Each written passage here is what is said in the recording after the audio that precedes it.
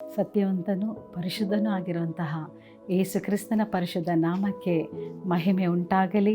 ನಾವು ನೋಡುತ್ತೇವೆ, ಸತ್ಯವೇದ ಈ ರೀತಿಯಾಗಿ ಹೇಳುತ್ತದೆ, ದೇವರು ಮನುಷ್ಯನಂತೆ ಎರಡು ಮಾತಿನವನಲ್ಲ, ಆತನು ಮಾತು ಕೊಟ್ಟಂತೆ ನೆರವೇರಿಸುವುದಿಲ್ಲವೇ ಎಂಬುದಾಗಿ. ಇಂದಿನ ಈ ನಿರೀಕ್ಷೆಯ ವಾಗ್ದಾನ ವಾಕ್ಯಕ್ಕೆ ಪ್ರತಿಯೊಬ್ಬೊಬ್ಬರನ್ನು ನಾವು ಹೃತ್ಪೂರ್ವಕವಾಗಿ ಆಹ್ವಾನಿಸುವರಾಗಿದ್ದೇವೆ. ಇಂದಿನ ಈ ನಿರೀಕ್ಷೆಯ ವಾಕ್ಯವು ಈ ರೀತಿಯಾಗಿದೆ. ಕೀರ್ತನೆಗಳು 90:15 ವಾಕ್ಯ, ಸ್ಯಾಮ್ಸ್ 90:15 ವರ್ಸ್. ನೀನು ನಮ್ಮನ್ನು ಕುಗ್ಗಿಸಿದ ದಿವಸಗಳಿಗೂ ನಾವು ಕೇಡನ್ನು ಅನುಭವಿಸಿದ ವರ್ಷಗಳಿಗೂ ತಕ್ಕಂತೆ ನಮ್ಮನ್ನು ಸಂತೋಷಪಡಿಸು ಎಂಬುದಾಗಿ ನಾವು ನೋಡುತ್ತಿದ್ದೇವೆ. ಇಂದಿನ ವಾಕ್ಯವು ಕುಗ್ಗಿ ಹೋದವರಿಗೆ ಒಂದು ನ್ಯಾಯವನ್ನು ಸ್ಥಾಪಿಸುವಂಥ ಒಂದು ವಾಕ್ಯವಾಗಿದೆ. ಕೀರ್ತನೆಯನ್ನು ನೋಡುವಾಗ ಮೋಶೆಯು ಕೀರ್ತನೆಯಲ್ಲಿ ಬರೆಯಲ್ಪಟ್ಟಾಗಿದೆ.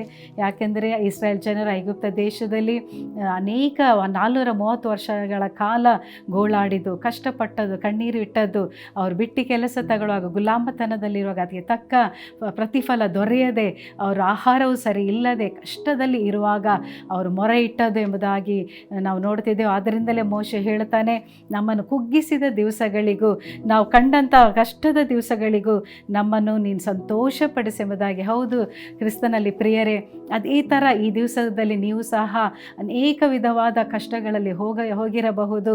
ವ್ಯಾಪಾರದಲ್ಲಿ ನಷ್ಟಗಳಾಗಿ ಕುಗ್ಗಿ ಹೋಗಿರಬಹುದು.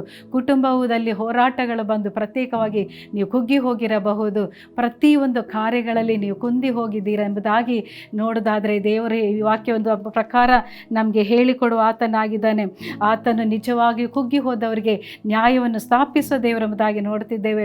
ಕೀರ್ತನೆ 22:24 ನಾವು ನೋಡೋದಾದರೆ, ಆತನು ಕುಗ್ಗಿ ಹೋದವರ ದುರವಸ್ಥೆಯನ್ನು ತಿರಸ್ಕರಿಸಲಿಲ್ಲ, ಅದಕ್ಕೆ ಅಸಹ್ಯ ಪಡಲಿಲ್ಲ ಎಂಬುದಾಗಿ ನಾವು ನೋಡುತ್ತಿದ್ದೇವೆ. ದೇವರು ತನ್ನ ಮುಖವನ್ನು ಅವರಿಗೆ ಮರೆ ಮಾಡಲಿಲ್ಲ ಎಂಬುದಾಗಿ ನಾವು ನೋಡುತ್ತಿದ್ದೇವೆ. ಈ ದಿವಸದಲ್ಲಿ ಒಂದು ವೇಳೆ ನೀವು ಕುಗ್ಗಿ ಹೋಗಿರೋದಾದರೆ, ನಮ್ಮ ದುರವಸ್ಥೆಯನ್ನು ಯಾರು ಕೇಳೋದಿಲ್ಲವಲ್ಲ ಎಂಬುದಾಗಿ ಒಂದು ವೇಳೆ ನೆನೆಸಿರೋದಾದರೆ, ದೇವರ ವಾಕ್ಯ ಸ್ಪಷ್ಟವಾಗಿ ಹೇಳುತ್ತಾರೆ, ನೀವು ಕುಗ್ಗಿ ಹೋಗಿದ್ದವರ ದುರವಸ್ಥೆಯನ್ನು ದೇವರು ನೋಡುತ್ತಾರೆ ಎಂಬುದಾಗಿ, ಆತನ ಮುಖವನ್ನು ಮರೆ ಮಾಡೋದಿಲ್ಲ ಎಂಬುದಾಗಿ, ಅದಕ್ಕೆ ಅಸಹ್ಯ ಪಡೋದಿಲ್ಲ ಎಂಬುದಾಗಿ. ಮನುಷ್ಯರ ಹತ್ರ ಒಂದು ವೇಳೆ ನಾವು ಹೋಗೋದಾದರೆ ನಾವು ಅಸಹ್ಯ ಪಡಬಹುದು, ನಮಗೆ ಅದಕ್ಕೆ ಪ್ರತಿಫಲ ಸಿಗದಿರಬಹುದು. ಜನರು ನಮ್ಮ ನೋಡದ ಹಾಗೆ ಮುಖವನ್ನು ತಿರುಗಿಸಿಕೊಂಡು ಹೋಗೋರಾದರೆ, ದೇವರು ಹೇಳುತ್ತಾರೆ ಈ ಕೀರ್ತನೆ 22:24 ಸ್ಪಷ್ಟವಾಗಿ, ಆತನು ತನ್ನ ಮುಖವನ್ನು ಅವರಿಗೆ ಮರೆ ಮಾಡೋದಿಲ್ಲ ಎಂಬುದಾಗಿ. ಹೌದು, ಅನೇಕ ಸಲ ನಾವು ನೋಡುತ್ತಿದ್ದೇವೆ. ಈ ಸಲ ದೇವರು ಹೇಳುತ್ತಾರೆ, ಆತನು ಕುಗ್ಗಿ ಹೋದವರಿಗೆ ಆಶ್ರಯ ದುರ್ಗವಾಗಿದ್ದಾನೆ ಎಂಬುದಾಗಿ ನಾವು ನೋಡುತ್ತಿದ್ದೇವೆ. ಈ ದಿವಸದಲ್ಲಿ ದೇವರ ವಾಕ್ಯವನ್ನು ನಿರೀಕ್ಷಿಸುವಂತಹ, ಕೇಳುವಂತಹ ನನ್ನ ಪ್ರೀತಿಯ ಸಹೋದರ ಸಹೋದರಿಯರೇ, ಕುಗ್ಗಿ ಹೋದ ವೇದನೆಯಲ್ಲಿ ನೀವು ಇವತ್ತು ಇರುವುದಾದರೆ, ದೇವರ ವಾಕ್ಯ ನಮಗೆ ಹೇಳುತ್ತದೆ. ಕೀರ್ತನೆ 38:18 ಸ್ಪಷ್ಟವಾಗಿ ದೇವರು ಹೇಳುತ್ತಾರೆ, ಆತನು ಮುರಿದ ಮನಸ್ಸುಳ್ಳವರಿಗೆ ಸಮೀಪವಾಗಿದ್ದಾರೆ ಎಂಬುದಾಗಿ ನೋಡುತ್ತಿದ್ದೇವೆ. ಸಹಾಯ ಮಾಡುತ್ತಾರೆ ಎಂಬುದಾಗಿ ನಾವು ನೋಡುತ್ತಿದ್ದೇವೆ. ಈ ದಿವಸದಲ್ಲಿ ನೀವು ಚಿಂತೆ ಮಾಡುವುದೇ ಬೇಡ. ಎಲ್ಲವನ್ನು ಕಳೆದುಕೊಂಡು, ಒಂದು ವೇಳೆ ನಂಬಿಕೆಯನ್ನು ಕಳೆದುಕೊಂಡು ಹೋಗುವಂಥ ಪರಿಸ್ಥಿತಿಯಲ್ಲಿ ಕುಗ್ಗಿಕೊಂಡು ನೀವು ಹೋಗಿ ಇರುವುದಾದರೆ, ಈ ದೇವರ ವಾಕ್ಯದ ಮೇಲೆ ನೀವು ನಂಬಿಕೆ ಇಟ್ಟು ನೀವು ಕೇಳೋದಾದರೆ ದೇವರ ಆಶೀರ್ವಾದವನ್ನು ಕೊಡುತ್ತಾರೆ. ಯೋಬನವನ್ನು ನಾವು ನೋಡೋದಾದರೆ, ಅವನು ಕುಗ್ಗಿ ಹೋದ, ಶಾರೀರಿಕವಾಗಿಯೂ ತನ್ನ ಆಸ್ತಿ ಸಂಪತ್ತುಗಳನ್ನು ಕಳೆದುಕೊಂಡು, ಕುಟುಂಬದವರ ಮಕ್ಕಳನ್ನು ಕಳೆದುಕೊಂಡು ಕುಗ್ಗಿ ಹೋಗುವಂಥ ಈ ಸಮಯದಲ್ಲಿ ದೇವರು ಅವನ ಪ್ರಾರ್ಥನೆ, ಅವನ ನಂಬಿಕೆಯನ್ನು ಬಿಡಲಿಲ್ಲ. ದೇವರ ಹತ್ರ ಅವನು ಇಟ್ಟಂತಹ ಭಕ್ತಿಯನ್ನು ಅವನು ಕಳೆದುಕೊಳ್ಳಲಿಲ್ಲ. ಅವನು ಅದಕ್ಕೆ ತಕ್ಕ ಹಾಗೆ ಅವನು ಪ್ರಾರ್ಥಿಸಿ ಕೇಳಿಕೊಳ್ಳುವಾಗ 2ರಷ್ಟು ಫಲ ಆಶೀರ್ವಾದ ಹೊಂದಿದನೆಂಬುದಾಗಿ ನಾವು ನೋಡುತ್ತಿದ್ದೇವೆ.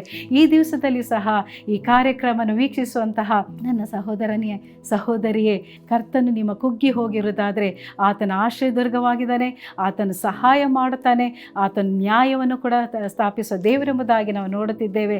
ಅದೇ ಥರ ನಾವು ನೋಡಿದ ಹಾಗೆ ನೀವೊಂದು ವೇಳೆ ಅನೇಕ ವರ್ಷಗಳಿಂದ ಹೇಳಬಹುದು, ಮರಣಗಳು, ಸತತವಾದ ಮರಣಗಳು, ರೋಗಗಳು, ಕುಟುಂಬದಲ್ಲಿ ಅನೇಕ ವ್ಯಾಧಿಯಲ್ಲಿ ಕುಗ್ಗಿ ಹೋದ ಒಂದು ಸ್ಥಿತಿಯಲ್ಲಿ ಇಲ್ಲಿ ನೀವು ನೋಡೋದಾದರೆ, ಕರ್ತನೆ ಹೇಳುತ್ತಾನೆ, ದೇವರ ವಾಕ್ಯದ ಪ್ರಕಾರ ಆತನು ನಿಮಗೆ ಸಹಾಯ ಮಾಡುತ್ತಾನೆ, ಕುಗ್ಗಿದವರಿಗೆ ನೆರವಾಗುತ್ತಾನೆ, ಸಮೀಪದಲ್ಲಿ ಇರುತ್ತಾನೆ ಎಂಬುದಾಗಿ.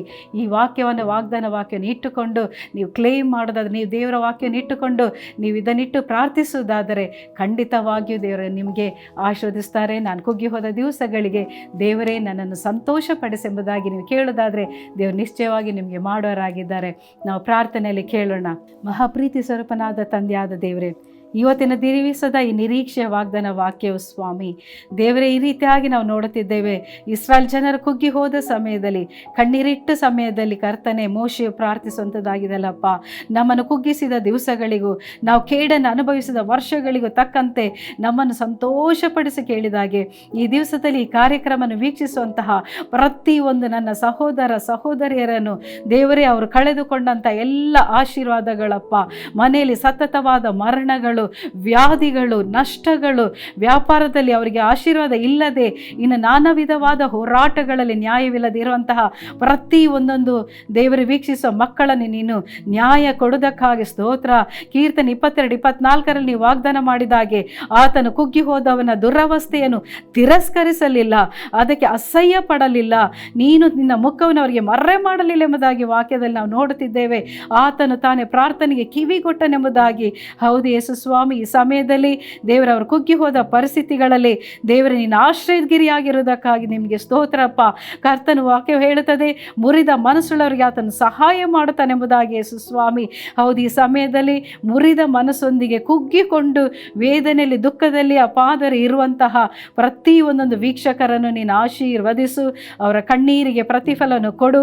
ಅವರು ಕಂಡಂತಹ ಕುಗ್ಗಿದ ದಿವಸಗಳಿಗೂ ಕೇಡನ್ನು ಅನುಭವಿಸಿದ ವರ್ಷಗಳಿಗೂ ಮೇಲಾಗಿ ಸಂತೋಷದ ದಿನಗಳನ್ನು ಕಾಣಲಿಕ್ಕೆ ನೀನು ಕೃಪೆ ಮಾಡಪ್ಪ.